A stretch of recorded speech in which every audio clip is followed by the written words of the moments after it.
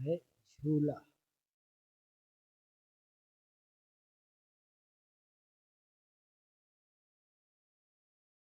इसमें सदगुरु कबीर ने कहा है,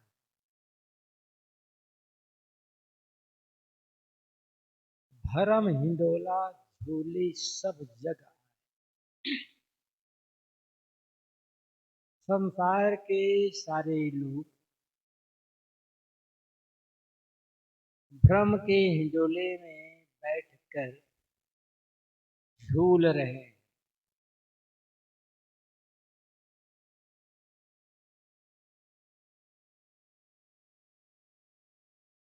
ये हिंडोला बना किससे है, बनाया किसने है?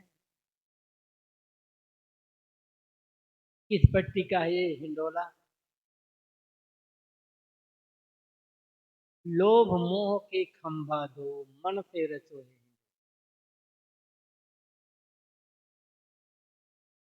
लोभ और मोह के खंभे पर टिका हुआ है ये।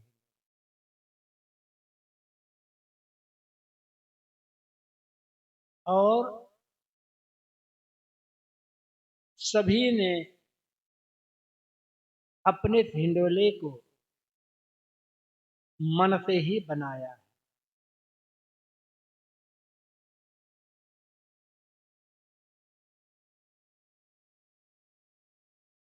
और हिंडोले पर बैठने के लिए एक पाटला होता है। ये पाटला किसका है? कर्म पटरिया बैठ के, कर्म की पटरी पर बैठ करके लोग को कौन झूले, कौन कौन नहीं झूल रहा, पूरा संसार झूल रहा।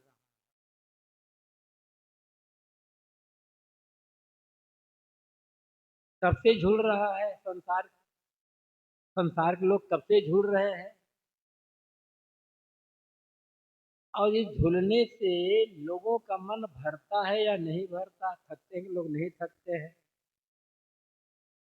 तो सदगुरु कबीर कहते हैं, झूलत झूलत बहु कल्प बीते, मन नहीं छाड़े आस। बहु कल,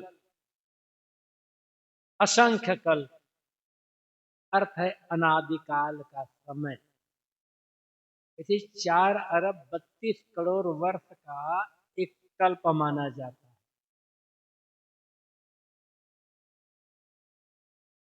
लेकिन यहाँ अर्थ है, बहुकल्प का अर्थ है अनादिकाल से ये जी दुनिया के लोग झूल रहे हैं झूले पर।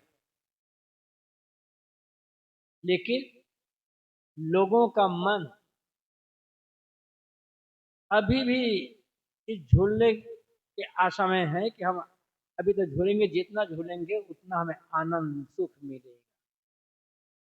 आशा छूटती नहीं झूलने की।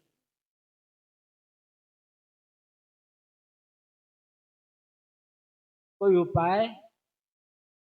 बड़ा लंबा पद है, 2-3 पद है इसमें। कोई उपाय? ऐसा साहब ने कहा कि पूरे दुनिया के लोग झूल रहे हैं। किसी ने पूछा, साहब कोई तो बचा होगा, कोई तो इससे अलग हुआ होगा झूलने से। हजूर ने कहा, अलग हुए हैं। कौन? ये झूलबे को भय नहीं, जो होए संत सुजान। तो सुजान संत हो जाते हैं, ज्ञानी विवेकी संत। वे झूलने की आशा छोड़ देते हैं। उनके मन में फिर झूलने का भय नहीं होता, क्योंकि आशा भी नहीं। तो संत कैसे बच गए झूलने से? अब वो झूलते क्यों नहीं है उसमें? क्या उन्हें मिल गया? साहब कहते हैं, कहीं कबीर सत सुकृत मिले तो बहुदिन झूले। जिसे सत और सुकृत की प्राप्ति हो जाती है, कोई झूले से उतर जाता है और पुनः झूले पर उसे बैठना नहीं होता, बिल्कुल अलग हो जाता है।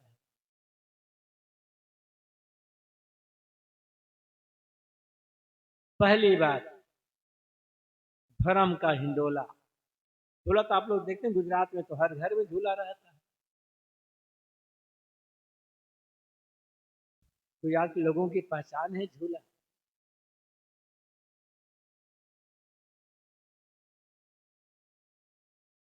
लेकिन यह झूला भ्रम का झूला है, भ्रम का हिंडोला है।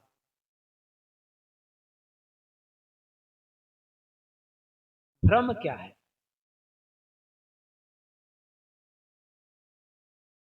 इसे तो भ्रम अनेक प्रकार, भूत प्रेत, ग्रह लगन, जीन चुड़ैल जैसा सूल शकुन अपशकुन, अब पता नहीं क्या क्या। वो तो भ्रम की बात यहाँ नहीं। जिस भ्रम के हिंडोले में जीव झूल रहे हैं वो बाहर वाला भ्रम नहीं, कि भूत प्रेत आदि। वह भ्रम क्या है? मेरा सुख,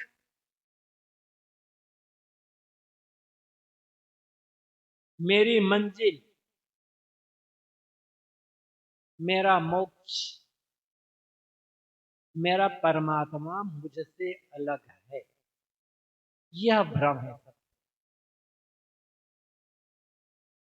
और यह भ्रम हर मनुष्य को भटका रहा है।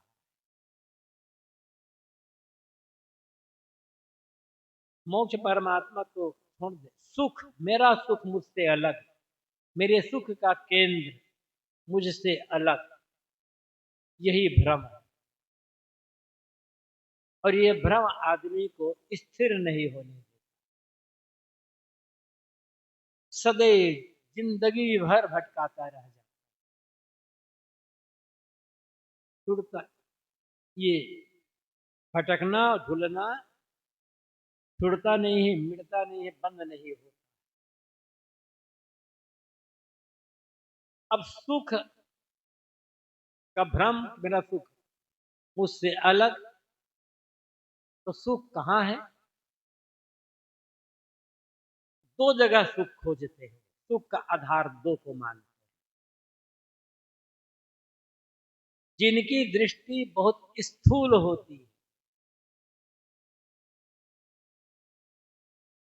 उन्हें भ्रम है कि सच्चा सुख इंद्रियों के भोगों में है, दुनिया के भोगों में है।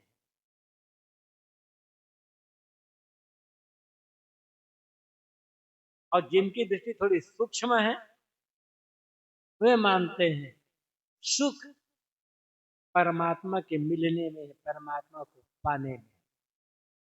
बस ये दो भटकाव का कारण। इसी को सदगुरु कबीर ने बीजक साखी प्रकरण में दूसरे ढंग से कहा। और ये भ्रम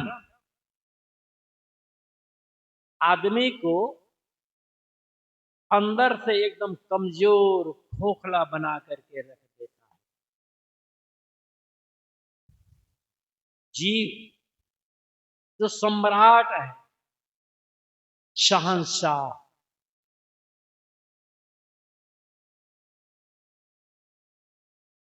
दीनहीन लाचार बन करके भटक रहा है, सुख की तलाश है।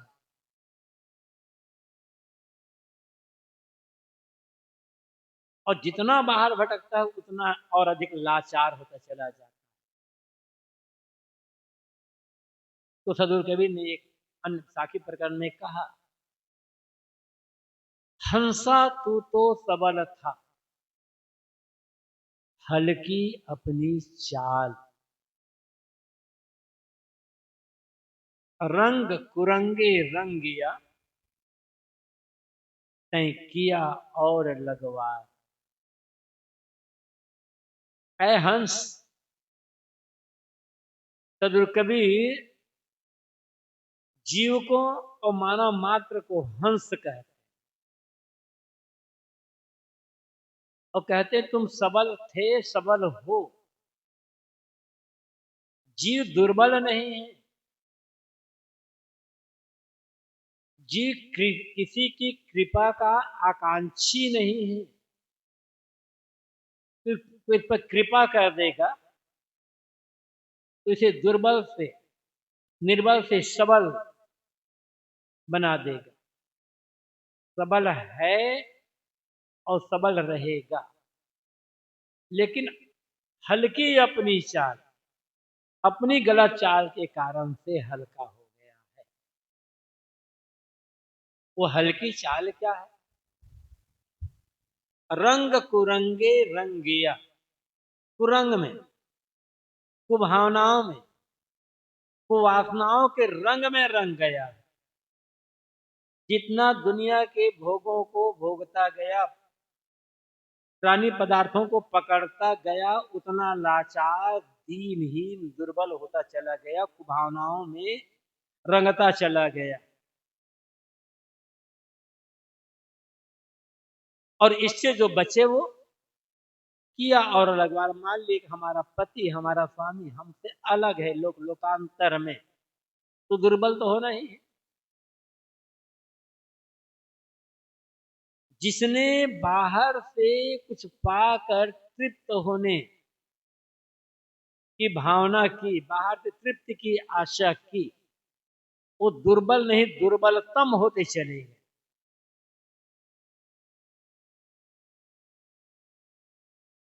कोई से दुर्बल नहीं बना रहा, किसी लाचार नहीं बना रहा।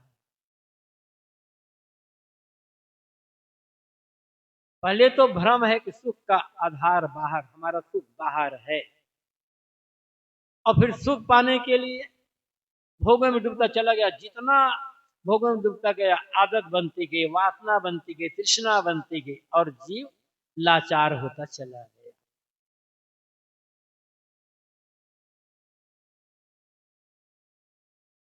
सुख की लालसा कम होती गई, भोगों को पकड़ना, भोगना कम होता गया, लाचारी, दुर्बलता कम होती गई, और पूरा छोड़ दिया तब लाचारी दुर्बलता मिट गई। जैसे सबल था सब वैसे सबल ही रह जाएगा। बाहर यदि सुख होता तो अब तक सब के सब सुख से तृप्त हो गए, तो छक गए होते। क्योंकि अनादिकाल से भोगों को भोग रहे हैं ना, प्राणी पदार्थों को पकड़ते आ रहे हैं। सुख है नहीं, सुख का भ्रम है, सुख का आभास है। ये आभासिक जो सुख है ना, आदमी को चैन से बैठने नहीं देता। एक है सुख और एक है सुख का आभास। सुख का पता ही नहीं है कि सुख कहते किसे हैं, लेकिन आभासिक जो सुख है, सुख का जो आभास है, वह आदमी को भटकाता रह जाता है, और अंत में आदमी विवश, लाचार होकर पश्चाताप करके दुनिया से विदा हो जाता है। आभास कहते हैं, जैसे गर्मी के दिनों में दोपहर के समय खुले मैदान में प्यासे हिरण को पानी का आभास हो, आदमी को भी आभास हो जाता है। हिरण तो हिरण, लगता है कि थोड़ी दूर पर अगाध पानी का सागर लहरा रहा है, मात्र आभास है, भ्रम है, वहां पानी है नहीं। और प्यासा हिरण उस आभासिक पानी से अपनी प्यास बुझाने के लिए जितना दौड़ता है, वो आभासिक पानी, आभासिक जल, जैसे गुजराती में लोग कहते हैं झांझवा, वो दूर होता चला जाता है। और अंत में प्यासा हिरण प्यास व्याकुल होकर गिरता है, दम तोड़ कर दुनिया से विदा हो जाता है। आदमी दशा भी ऐसी है। बाहर आपको निर्वाह के साधन मिलेंगे,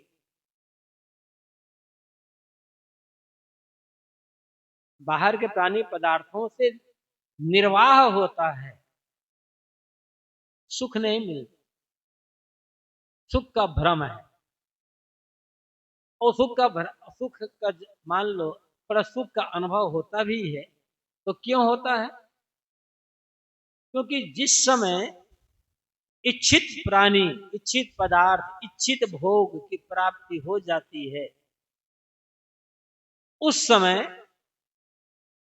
मन वहां पर एकाग्र और केंद्रित हो जाता है। सुख आता है मन की उस एकाग्रता और केंद्रीकरण के कारण। लेकिन मान लिया जाता है कि सुख इस भोग से, इस प्राणी से, इस पदार्थ से आ रहा है, और जीवन भर यह भ्रम बना रहे।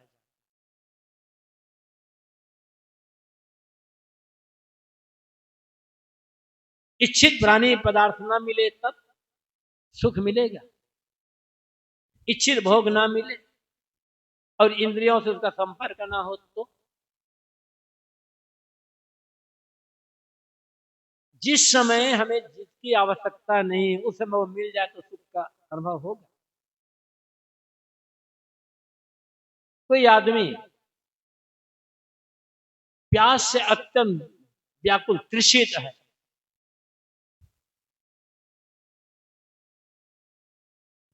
पानी की तलाश में भटक रहा है कि एक बूंद पानी मिल जाए, उस तृषित आदमी को, प्यासे आदमी को ठंडा शीतल जल मिल जाए, कहेगा अमृत के समान, बड़ा आनंद आया, बड़ा सुख मिला।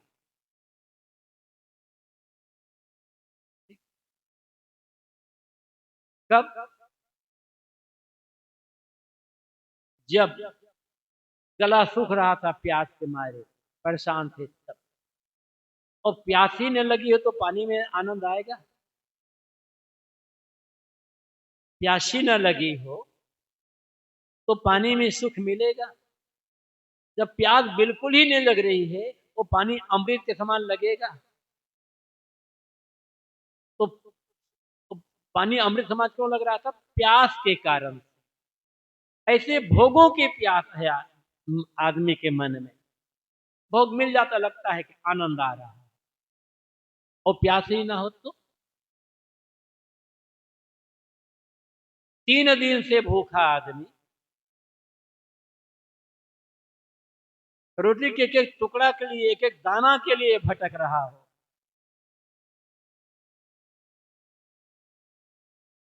और 3 दिन से उस भूखे आदमी को एक बासी रोटी भी मिल जाए ना,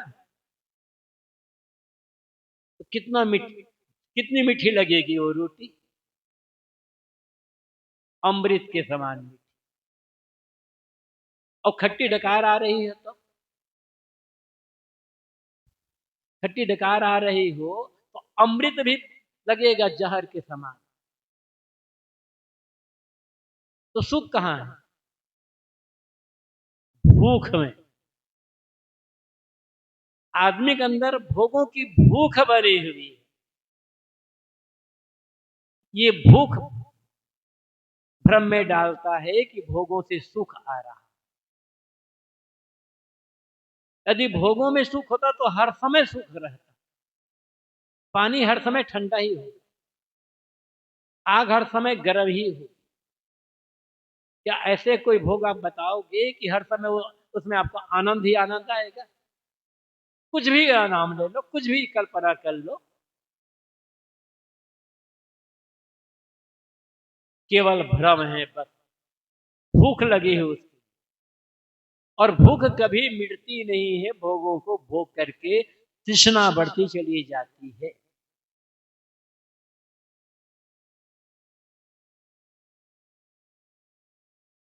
इसलिए सदगुरु कबीर कहते हैं कि भरम ही डोला, सुख भरम का ही डोला।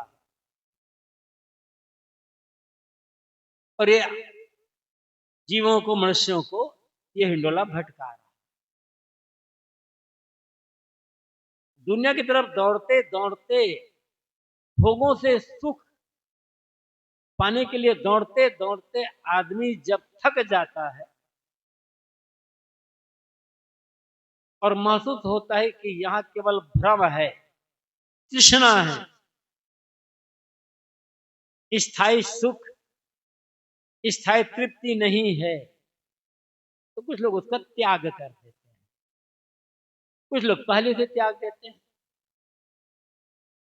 फिर समझते हैं कि दुनिया के प्राणी पदार्थ तो क्षणभंगुर है, परिवर्तनशील। तो क्षणभंगुर और परिवर्तनशील जो प्राणी पदार्थ है, भोग है, उनसे मिलने वाला सुख भी क्षणभंगुर और परिवर्तनशील ही होगा। स्थायी सुख, अपरिवर्तित निश्चल सुख, तो उससे मिलेगा जो स्वयं स्थायी और अपरिवर्तित निश्चल होगा। तो कौन है? ऊपर आकाश में कोई बैठा है परमात्मा। बड़ा एक भ्रम हो जाता है।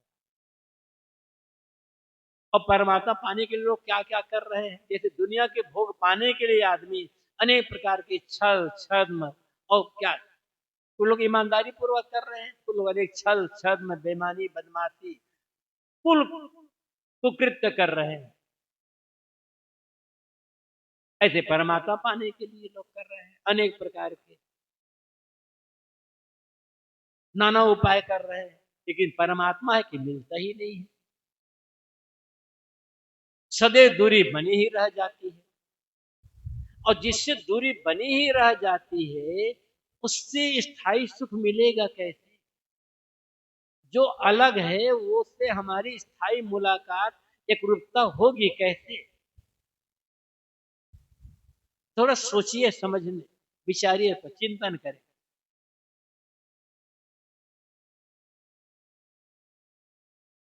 क्यों है इसे? लोभ और मोह, ये भ्रम घिंडोला, लोभ और मोह मिलता है, लोभ बढ़ता चला जाता है,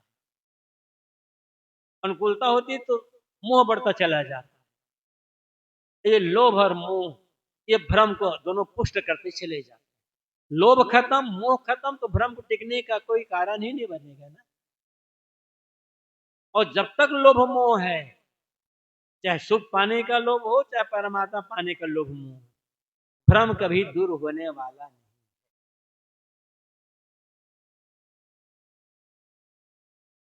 तो इसलिए कहते हैं कर्म पटरिया बैठ के को न झूले,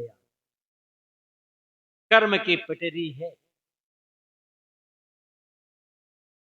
अधिक से अधिक दुनिया के भोग मिले, मरने पर स्वर्ग का सुख मिले, स्वर्ग का भोग मिले, इसके लिए लोग, अनेक लोग पुण्य कर्म कर रहे हैं, दान धर्म परोपकार सेवा भक्ति शुभ कर्म कर रहे हैं। और कुछ लोग चाहे जैसा मिले इनके प्रकार अधर्म पाप का भी रास्ता अपना रहे हैं, शुभ कर्म भी कर रहे हैं, अशुभ कर्म भी कर रहे हैं, दुनिया के भोग पाने के लिए, धन संपत्ति वैभव विलास पाने के लिए। जो लोग अधर्म अन्याय अत्याचार बेईमानी का रास्ता अपना रहे हैं, उनके अपेक्षा जो लोग धर्म पुण्य सदाचार सेवा का रास्ता अपना रहे हैं उनसे अच्छे हैं। लेकिन वो भी तो भ्रम में पड़े हुए हैं ना। धर्म परोपकार भक्ति सेवा का काम करना अच्छा है, जितना संभव करना चाहिए, लेकिन ये सब करोगे दुनिया का सुख पाने के लिए तो स्थिरता नहीं होगी, फिर तो बाद में पश्चाताप हो जाएगा। इस धर्म भक्ति परोपकार का काम करना है कर्तव्य समझ के, अंतःकरण की शुद्धि को लक्ष्य रख करके, और भोग पाने के लिए करोगे तब अधूरापना तो रहेगा ही रहेगा।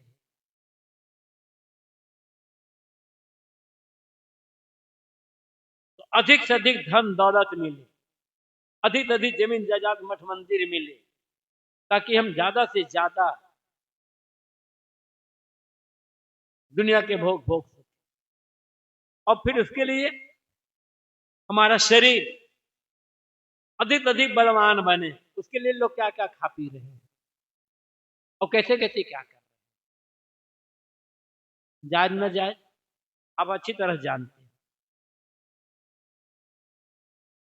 दूसरी तरफ कुछ लोग परमात्मा पाने के लिए पूजा पाठ, नाम जप, हवन तर्पण, शुभ कर्म कर रहे हैं, पुण्य के कर्म कर रहे हैं। तो कुछ लोग भगवान को खुद करने के लिए बलि और कुर्बानी के नाम पर क्या क्या अशुभ कर्म कर रहे हैं।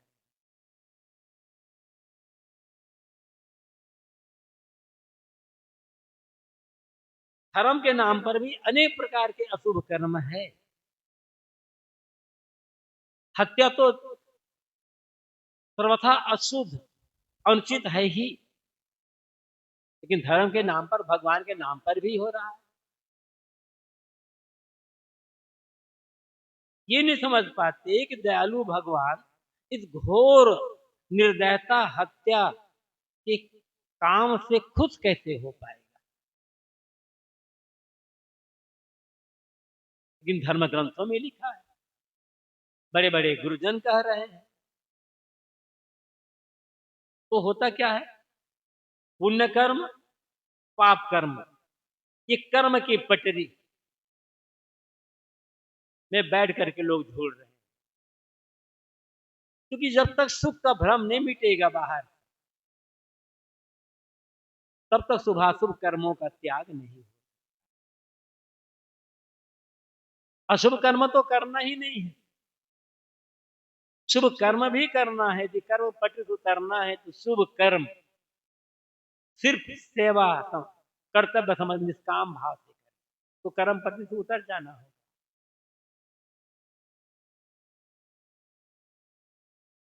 लेकिन लोभ मोह है तब निष्कामता कहां से आएगी। और होता क्या है आदमी के मन में, क्या चल रहा है भीतर, जरा सोचिए। चिंतन किसका हो रहा है, सुख, धन दौलत, प्राणी पदार्थ, भोग, इनका चिंतन हो रहा है ना। मन ठहरता नहीं, क्यों? क्योंकि विकारी चिंतन में डूबा हुए हैं। और जैसा चिंतन करोगे वैसा होता चला।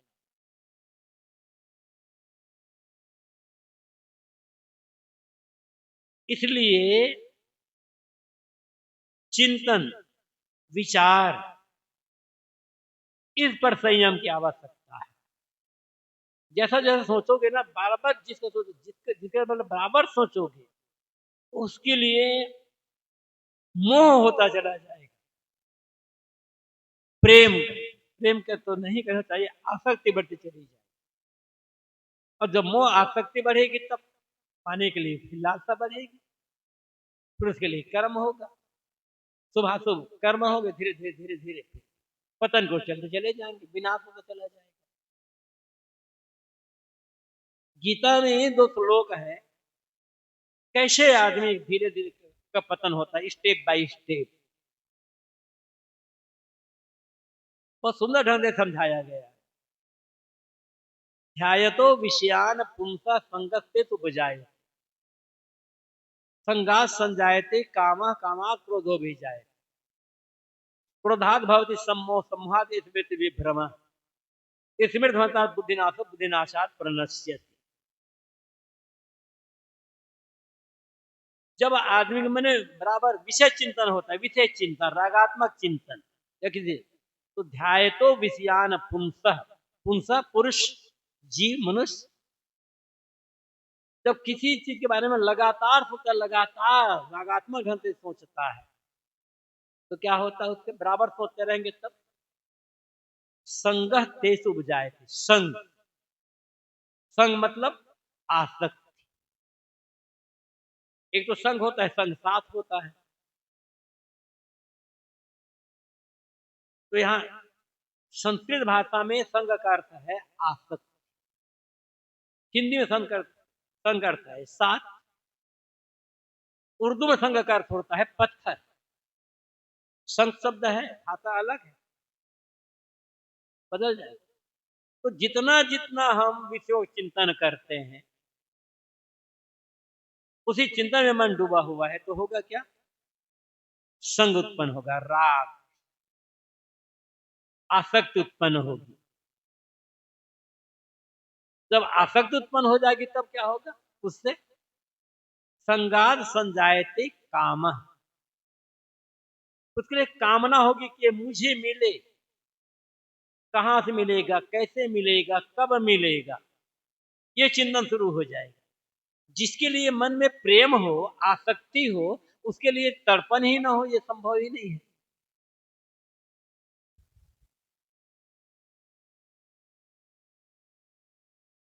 ध्यान में मन नहीं लगता। जितना धन के लिए तड़पन है, उतना उतना तड़पन ध्यान के लिए है। जितना दुनिया के भोगों के लिए मन में व्याकुलता है, उतनी व्याकुलता भजन के लिए है। जितना दुनिया को पकड़ने के लिए चिंता है, क्या उतना ही अपने आत्मा को पाने के लिए चिंता है? विचारिएगा एक बार, हम सबको विचारना है। तो कहा गया संगात संजायते कामा, जब अत्यंत आसक्ति हो जाएगी, हर समय उसका चिंतन, तो उसको पाने के लिए कामना होगी, चाहे जिस विधि से हो, मुझे मिलना है। अब कामना होगी तो क्या होगा? पाने के लिए मेहनत करेंगे। तीव्र कामना हो, पाने के लिए मेहनत ही ना करें, ये होगा नहीं। लेकिन जिसकी हम कामना कर रहे हैं, मेहनत भी कर रहे हैं, कोई जरूरी नहीं है कि हमारी कामना पूरी हो, वो चीज मिल ही जाए। कदाचित संयोग से, मेहनत से चीज मिल गई, भोग मिल गया, तो लोभ बढ़ेगा, तृष्णा बढ़ेगी, फिर और अधिक में और बढ़े, और बढ़ेगी तो और अधिक उसके लिए मेहनत करेंगे। लेकिन यदि कामना पूरी नहीं हुई, भरपूर मेहनत करने के बाद इच्छित प्राणी पदार्थ, इच्छित भोग नहीं मिले, तो क्या होगा? कामात क्रोध हो भी जाए, फिर क्रोध उत्पन्न होगा। अमुक के कारण से मुझे ये भोग नहीं मिला, अमुक ने मेरे काम में बाधा डाल दिया, उसके लिए क्रोध, इसे रास्ता से हटाना है,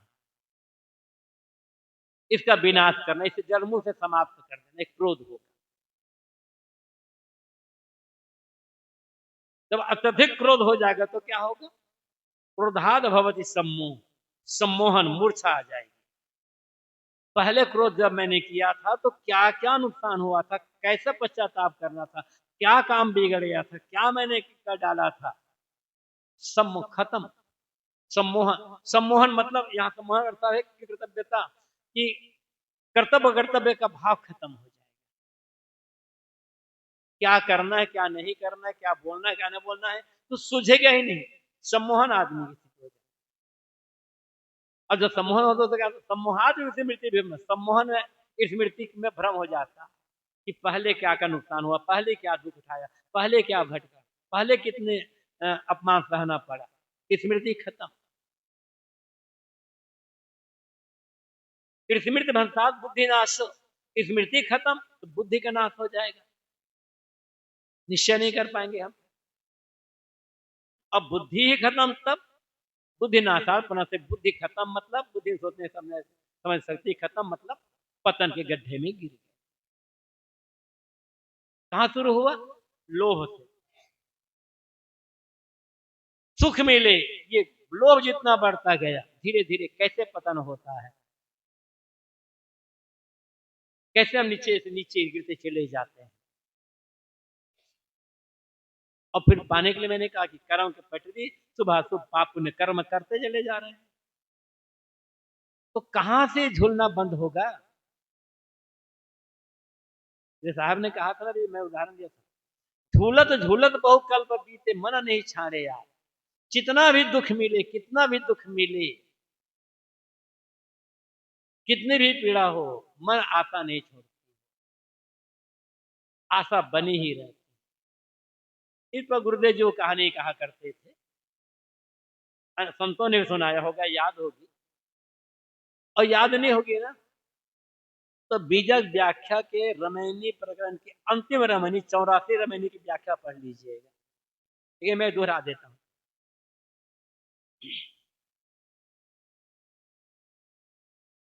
एक धोबी और एक नट, नट जो तमाशा दिखाने वाला, दोनों के पास एक एक गधा था। दोनों गधों में मित्रता थी। धोबी तो एक ही जगह रहता था, एक गांव में रहता, क्योंकि वहां उसके काम में उसका काम था लोगों से घर कपड़े इकट्ठा करना, धोना, फिर साफ करके लोगों को पहुंचाना। और नट एक ही जगह रह जाए, एक ही जगह तमाशा दिखे तो लोग कब तक देखेंगे। तो नट गांव गांव घूम कर तमाशा दिखलाता था। बहुत दिनों पश्चात नट गांव गांव में तमाशा दिखलाते हुए जब वहां पर फिर पहुंचा जहां पहले रहते थे, तो दोनों के गधों में मुलाकात हो गई।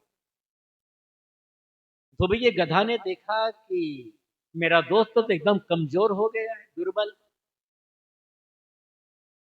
पूछा, क्यों भाई, क्या बात हो गई, तुम बहुत कमजोर और दुर्बल दिखाई पड़ रहे हो, खाने पीने को नहीं मिलता क्या? तो नट के गधा ने कहा, भाई क्या बताऊं, मेरा मालिक जब एक गांव से दूसरे गांव जाता है, तमाशा का सारा सामान मेरे पीठ पर लाद देता है और अपने बच्चे को भी बैठा देता है। जब दूसरे गांव गया तो वहां सामान तो उतार तो दिया, लेकिन मुझे एक खूंटे पर बांध देता है। वही थोड़ी बहुत होता है, बराबर चारा नहीं मिलता, घास खाने के लिए मिलता है, पेट ही नहीं भरता। एक दो दो दिन की बात होती तो बात अलग थी, रोज रोज ऐसे है जब आधा पेट रहना पड़ता है तो शरीर में शक्ति कहाँ था कि बल कहाँ था? तो शरीर तो कमजोर होना ही होना है। बहुत तकलीफ है। धोबी गधा ने कहा, मुझे देखो, मेरा मालिक सुबह गीले कपड़ों की लादी पीठ पर लाद देता है, मैं नदी के घाट पर पहुंचा देता हूँ, मालिक लादी उतार देता है, मैं वहीं चढ़ता रहा हूँ दिन भर, हरी हरी घास, और पास में नदी, भर को पानी भी मिल जाता है पीने को, मैं तो एकदम स्वस्थ हूँ। और बस शाम को जब मेरा मालिक धोबी कपड़े धो लेता है तो सूखे कपड़ों के गट्ठा लाद देता है, घर पर आ जाता हूँ और रात भर निश्चिंत सोता हूँ, न खाने की कमी न सोने की कमी। गधे ने कहा था, मुझे तो पहले तो न पेट भर खाना मिलता है न सोने को मिलता है। तो धोबी गधे ने कहा, ऐसा करो, तुम मेरे मालिक के पास आ जाओ, दोनों साथ रहेंगे, आराम की जिंदगी चलेगी। लड़के गधे ने कहा, लेकिन मैं नहीं आ सकता। क्यों? मुझे ये एक बड़ी आशा लगी हुई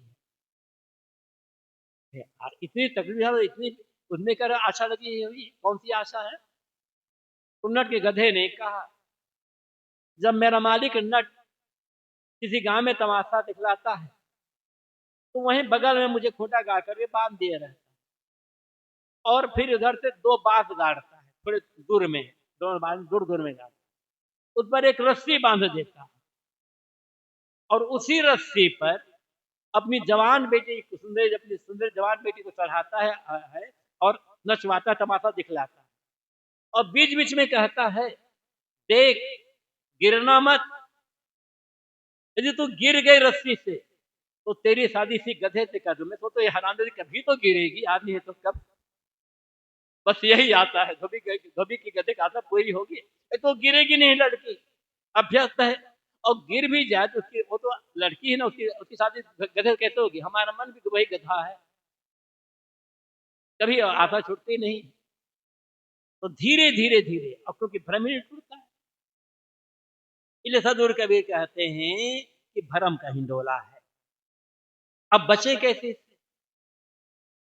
कोई बचा ही नहीं बचा है, बच तो सकते हैं। कौन? ये झुलवे को भय नहीं जो होए संत सुजान। मैंने इस पर ये कहा था कि झूलत झूलत बहुकल्प बीते मन नहीं छाने या। झूलते झूलते अनादिकाल का समय बीत गया, लेकिन अभी भी भोगों की लालसा, दुनिया से सुख मिलेगा ये भ्रम दूर कहां हो रहा। अब तक नहीं मिला तो आगे तो मिलेगा, आगे आगे की आशा बस बनी रह जाती है, और आशा कभी पूरी होती नहीं है। तो फिर करना क्या है? तो साहब कहते हैं, ये झुलवे को भय नहीं जो होए संत सुजान। इस झूले से वो उतरेगा, और झूलने का डर उसका समाप्त होगा जो सुजान संत होगा। यहां संत की बात नहीं कर रहे हैं, वैसे संत ही पर्याप्त है, लेकिन सुजान संत कहते हैं। सुजान संत कौन? जिसके मन से सारा भ्रम, सारा अंधविश्वास, सारी चमत्कारिक भावना खत्म हो गई, वो सुजान संत। जो सब तरफ से पूरे पूरे न्यूट्रल हो गया है, निष्पक्ष निष्पक्ष हो के हरि भजे सोई संत सुजान कहते हैं। सब तरह से निष्पक्ष हो गया, और निष्पक्ष केवल बाहर से नहीं, अपने भीतर से भी। बाहर से निष्पक्ष तो होना ही है, भीतर से भी निष्पक्ष, वो सुजान संत, समझदार विवेकी संत। मतलब जिसके भीतर पूरी तरह से निष्पक्षता आ गई, जिसका मन राग द्वेष दोनों से ऊपर उठ गया, लोभ मोह से ऊपर उठ गया, जिसके मन से झूलने की आशा, बाहर से सुख मिलेगा ये भ्रम खत्म हो गया, वही सुजान संत है। चाहे वो उनका कपड़ा हमारे जैसा हो, चाहे कपड़ा आपके जैसा हो, कपड़े से मतलब नहीं है यहां पर। किसी भी कपड़े में सच्चे संत हो सकते हैं, बस दशा वो होनी चाहिए, और दशा नहीं है तो साधु के कपड़े में भी संत नहीं हो सकते। कपड़ा क्या करेगा, ये तो वेश है ये। तो जो सुजान संत हो जाएगा, बाहर से भीतर से सब तरफ से निष्पक्ष, जिसके मन में मुझे ये भाव जाए कि मुझे कुछ नहीं चाहिए, न सुख चाहिए न बाहर से परमात्मा चाहिए, मुझे कुछ नहीं पाना है, निष्कामता पूरी आ गई, वो सुजान संत, ज्ञानी समझदार। और दुख से बचने का रास्ता यही, ऐसा नहीं है कि आप घर छोड़ दोगे तभी, कहीं भी रह करके ये साधना की जाती है। निश्चित है कि घर गृहस्थी में कठिनाइयां ज्यादा है, व्यवधान ज्यादा, मोह माया का चक्कर ज्यादा है, लेकिन मन में निश्चयता है तब असंभव नहीं है, कठिन भले है। और मन में लोभ मोह है तो आश्रम क्या करेगा, साधु का कपड़ा ही क्या करेगा। सुजान संत, तो सुजान संत क्यों फिर ढूंढने से बच गए, क्यों उनके मन में डर नहीं रहता है, उन्हें क्या मिल गया, उनके मन का भ्रम दूर क्यों हुआ, क्योंकि भ्रम की हिंडोला में सब जुड़ रहे हैं, तो उनके मन से भ्रम दूर कैसे हुआ, उनके मन का भ्रम मिटा कैसे, उन्हें मिला क्या, और हमें भी क्या मिल जाए। जैसे जैसे उन्हें मिला है, तो उन्हें जो मिला है वो हमें क्यों नहीं मिल सकता, वो है क्या। सदगुरु कबीर इसके लिए दो शब्दों का प्रयोग करते हैं, कहीं कबीर सत सुकृत मिले तो बहुरी न झूले यार। जिस किसी को सत और सुकृत की प्राप्ति हो जाए। अब उसे भ्रम के हिंडोला में, आवागमन के हिंडोला में, जन्म मरण के झूले में झूलना नहीं पड़ेगा। ये हिंडोला आवागमन का, जन्म मरण का। इसे बचने के लिए, उतरने के लिए दो चीजें चाहिए, एक सत और दूसरा सुकृत। केवल एक से काम नहीं बनेगा, दोनों की आवश्यकता है। सत भी चाहिए और सुकृत भी चाहिए। सत क्या है? जो तीनों काल में एक रस रहता हो, त्रिकालावाद, जो कभी न बदलता हो, कभी न बिगड़ता, एक रस शाश्वत, वो सत्य है। वो क्या है? हमारी आपकी चेतना, इस जीव। यहां सत्य तात्पर्य है निर्भ्रांत आत्मज्ञान। ज्ञान तो है, लेकिन आत्मज्ञान, वो भी निर्भ्रांत आत्मज्ञान। ये तो कह दिया जाता है कि आत्मा अजर अमर अविनाशी है, लेकिन ये मान लिया जाता है वो किसी का अंत है। निर्भ्रांत का अंत है अंश अंशी भाव, कारण कार्य भाव, व्याप्य व्यापक भाव, इस सब से रहित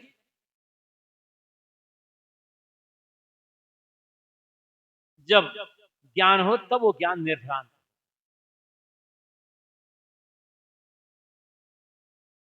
और जिसमें कोई दोष ना हो, वो सच होगा, सत्य होगा। और वह है चेतन जीव, चाहे किसी शरीर में हो। इस पर सुबह चर्चा हुई थी। पहले ये भाव कि जिसे मैं खोज रहा हूं, जिस मोक्ष को, जिस परमात्मा को, जिस ब्रह्म को, वो मेरा अपना आपा है, मेरा अस्तित्व है। इस भाव में मन का टिक जाना। मुझे बाहर से परमात्मा नहीं पाना है, भीतर परमात्मा बैठा हुआ है, उसका उद्घाटन करना। अपने लिए मैं पूर्ण हूं, अपनी पूर्णता के लिए मुझे कुछ भी नहीं चाहिए। यह बोध, लेकिन यह बोध होना भी बड़ा मुश्किल। सबसे बड़ी बाधा तो शरीर है, मैं शरीर हूं, ये भाव बना रह जाता। ये भाव खत्म भी हो गया तो अलग से पाने का भाव बना रह जाता। मन टिकता नहीं है, बेसहारा कहाँ मन टिकेगा, ये हो जाता है। कोई आधार हम खोजते हैं बाहर, और बाहर जहां भी आधार खोजते हैं वो आधार स्थायी आधार नहीं हो। बाहर आधार खोदे मतलब भटके।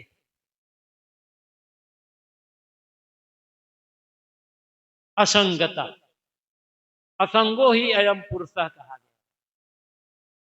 असंगता का बोध, मैं अकेला हूं, मुझे अपनी पूर्णता के लिए कुछ भी नहीं चाहिए, ये दृढ़ निश्चय, तब ये सत होगा। ये सत की प्राप्ति हो, मतलब मैंने कहा था निर्भ्रांत आत्मज्ञान चाहिए, किसी भी प्रकार का भ्रम। कमजोरी आएगी तो भ्रम तैयार हो जाए, लेकिन आत्मज्ञान तो हो गए। और तो केवल आत्मज्ञान से ये झूलना बंद न होगा, ये हिंडोला रुकेगा नहीं। तो चाहिए सुकृत चाहिए। सुकृत के कई अर्थ होते हैं। सामने सुकृत को संत के लिए सुकृत वचन माने नहीं कहा है, तो वहां संत के लिए भी प्रयुक्त होगा, ऐसा गुरु के लिए प्रयुक्त होगा, उद्देश्य के लिए। सुकृत का अर्थ होता है जिसे अच्छी तरह से कर लिया गया हो, लेकिन यहां तात्पर्य है सत्याचरण, सदाचरण, उस ज्ञान के अनुसार से आचरण। ज्ञान कितना ऊंचा क्यों ना, कितना भी ऊंचा ज्ञान क्यों ना हो, उस ज्ञान के अनुसार से जब आचरण नहीं होगा तो ज्ञान काम नहीं आएगा। इस सुकृत को हम कह सकते हैं रहनी। जिसे सदगुरु कबीर ने कहा, करनी करे सो पूत हमारा, कथनी कथे सो नाती, रहनी रहे सो गुरु हमारा, हम रहनी के। रहनी, रहने मन का ठहर जाना, लेकिन कब ठहरेगा मन? तब निष्काम अनासक्त निर्मोह होगा, तो ये सुकृत है। इसके बिना मन नहीं ठहरने वाला। आचरण हमारा जितना परिपक्व होता चला जाएगा, सद्गुण जीवन के अंग बनते चले जाएंगे, और सद्गुणों का भी अहम खत्म। जैसे हम जब सद्गुण आते हैं ना, तो सद्गुणों का भी अहम होने लग जाता है। सेवा करना एक अच्छी बात है, धर्म है, लेकिन सेवा करते हुए भी भरपूर सेवा कर, भरपूर सेवा करते हुए यह न लगे कि मैं सेवा कर रहा हूं। त्याग करना है, लेकिन मैं त्याग कर रहा हूं, यह भाव खत्म होना चाहिए। लेकिन हम त्याग कर रहे हैं, हम त्यागी हैं, अहंकार आ जाता है। दया करना है, लेकिन लोगों, मेरे मन में दया है, लोगों पर दया कर रहा हूं, भाव, यदि भाव है तो मतलब अपूर्णता है। यदि मैं दया कर रहा हूं, मैं सेवा कर रहा हूं, मैं परोपकार का काम कर रहा हूं, मैं बड़ा त्यागी हूं, मैं बड़ा साधु, मैं बड़ा बैरागी हूं, मतलब अधूरापना है। यदि यह अधूरापना अहंकार पैदा करके भटका देगा, इससे काम नहीं बनने वाला है। सद्गुण जीवन का अंग बन जाए। हम कपड़ा पहने हैं तो महसूस तो हो रहा है ना कि मैं कपड़ा पहना हूं। हर किसी को महसूस हो रहा है कि मैं कपड़ा पहना हूं, लेकिन क्या यह महसूस होता है कि मेरे शरीर पर चाम लपेटा है? कभी महसूस हुआ? वो तो है, अंग है उसका शरीर का। ऐसे ही सद्गुण जीवन का अंग बन जाए, यह ना हो कि मैं ओढ़ा हुआ, तब माना जाएगा कि यह सुकृत है। ये कसौटी में हमें पहुंचना ही होगा, चाहे आप इसे मजबूरी कहो, चाहे इसे आवश्यकता कहो। ऐसा जब हो जाएगा ना, तब साहब कहते हैं अब इस झूलने में झूलना नहीं पड़ेगा, फिर डर खत्म। तो पूर्ण आत्मज्ञान चाहिए, ये सत्य है।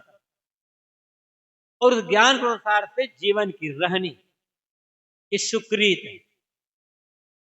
दोनों में जब पूर्णता होगी, पूर्ण निर्भांत आत्मज्ञान, और उस ज्ञान के अनुसार जैसे आत्मा शुद्ध है, जैसे आत्मा जीव शुद्ध निर्मल है, वैसे हमारे तन मन वचन के सारे व्यवहार शुद्ध और निर्मल हो जाए, सारी अशुद्धता, सारी मलिनता खत्म।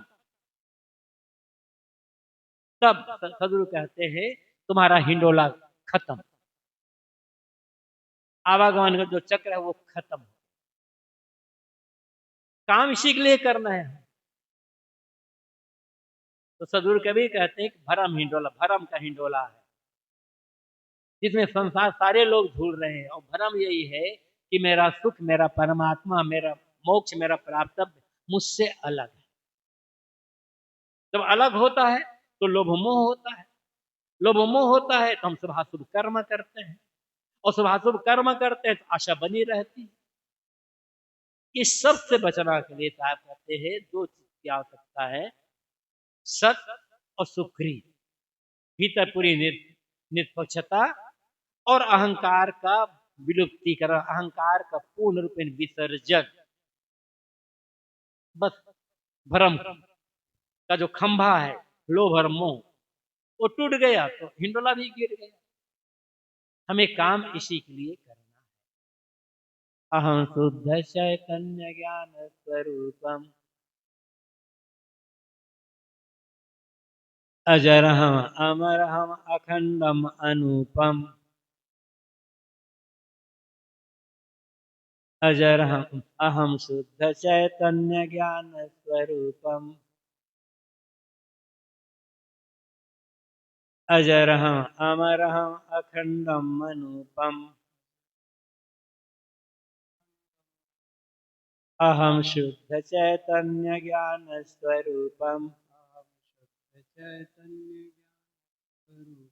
अजरहम अमरहम अखंडम अनुपम